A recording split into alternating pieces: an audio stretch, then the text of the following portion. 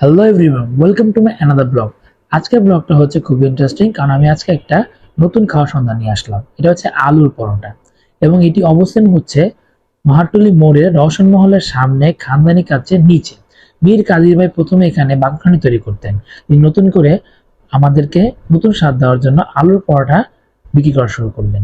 তিনি প্রথমে এক তাওয়াতে আলু পরোটা একটু হালকা ভেজে নেন, তারপর তেল দিয়ে ভেজে পরিবেশন করেন। রাস্তা ধারে যেতেই আমার চোখে পড়লো এই আলু পরোটাটা। আমি আলু পরোটা খুবই পছন্দ করি, তাই থেমে গেলাম খাওয়ার জন্য। এই আলু পরোটাটি খুবই অসাধারণ টেস্ট ছিল। আমার দুঃখ হয় যে কেন আমি শুরুতে এই টেস্টটা পেলাম না।